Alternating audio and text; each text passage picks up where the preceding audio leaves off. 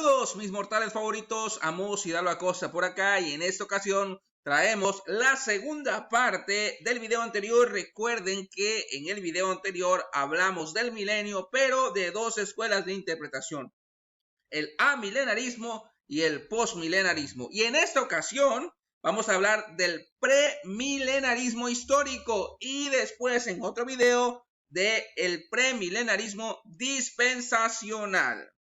Así que vamos para allá.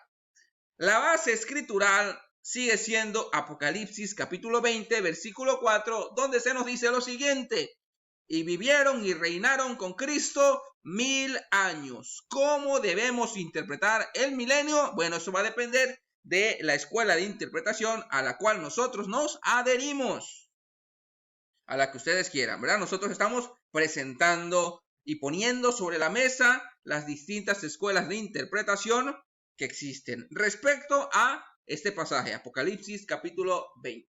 Muy bien, el término premilenarismo, así llanamente, significa que Cristo regresará antes del milenio, premilenio. Muy bien. Y Cristo regresa para establecer su reino terrenal de 1000 años.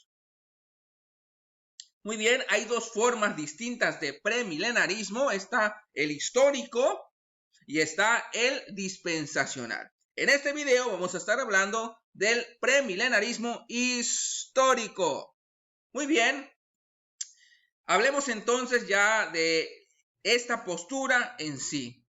El sistema hermenéutico del premilenarismo histórico lo diferencia del dispensacional.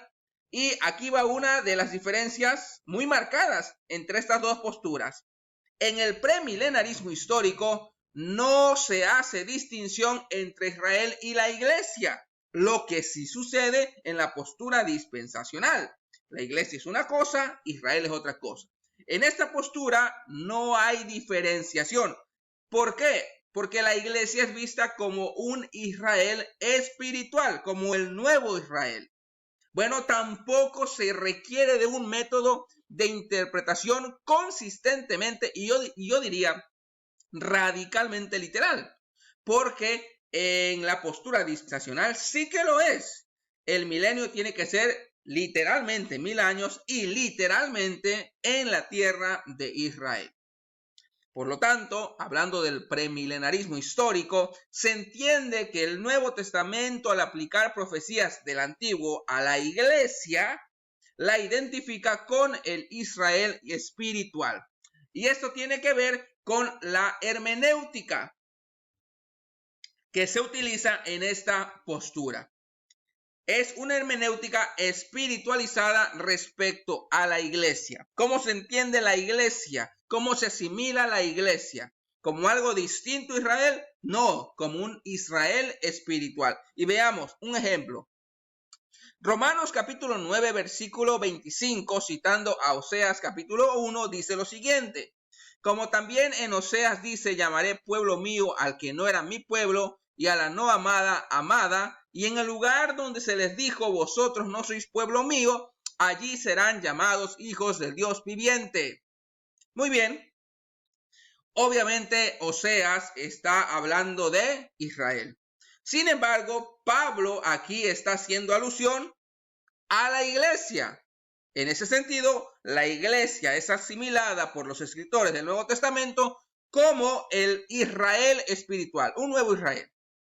Otros ejemplos de esta hermenéutica espiritualizada se encuentran en Romanos, en Gálatas o en Hebreos, cuando se hace la aplicación del nuevo pacto de Jeremías a la iglesia. Es decir, que en esta postura la iglesia es vista como un Israel espiritual. Muy bien, otras características acerca de esta postura tiene que ver cómo se asimila a la nación de Israel y qué se entiende como la tribulación respecto a la iglesia. Número 1.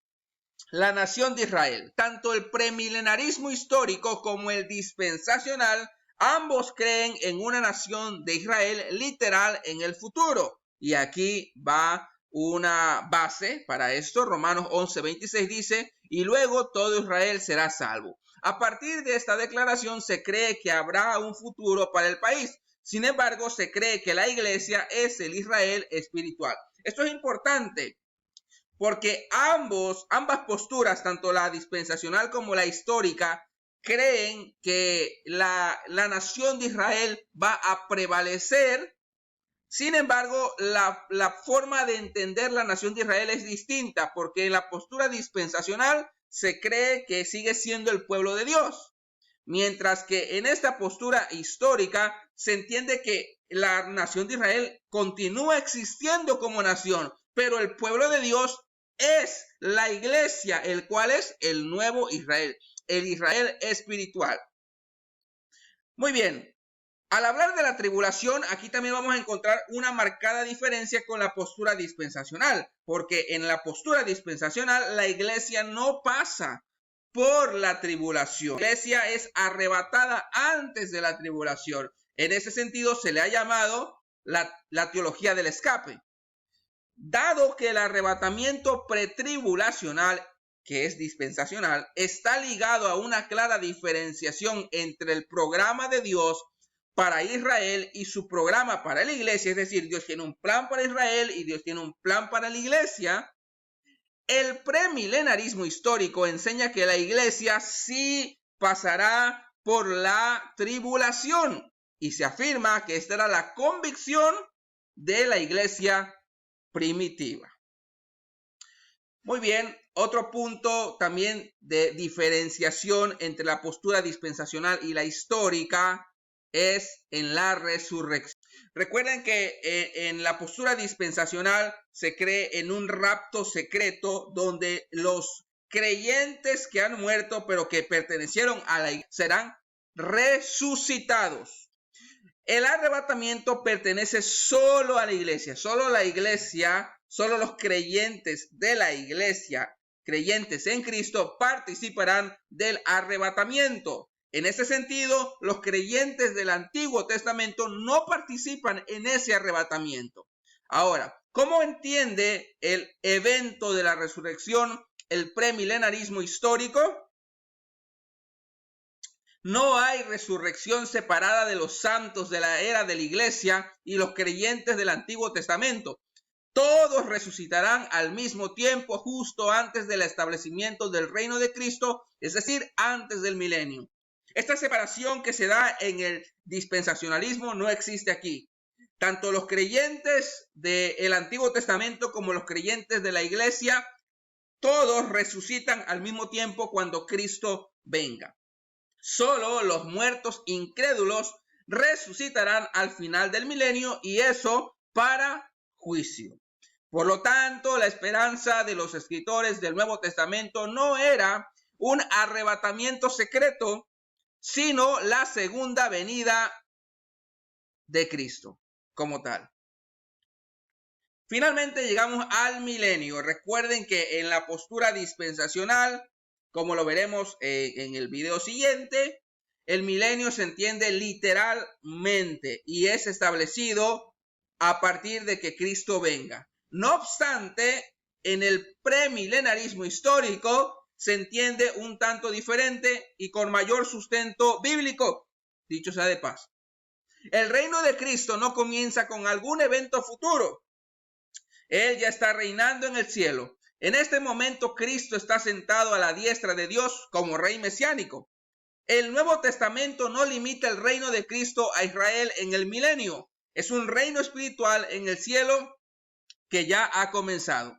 Filipenses capítulo 2 declara que Cristo actualmente gobierna desde el trono.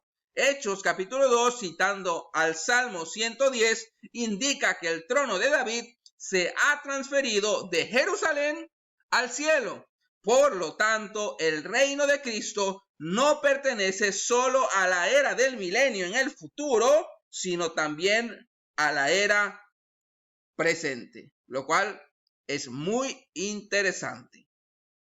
Muy bien, la bibliografía consultada, Compendio Portavoz de Teología de Paul Enns, y ahí tienen las páginas. No se pierdan el siguiente video que será acerca del premilenarismo dispensacional. Eso es todo y muchas gracias.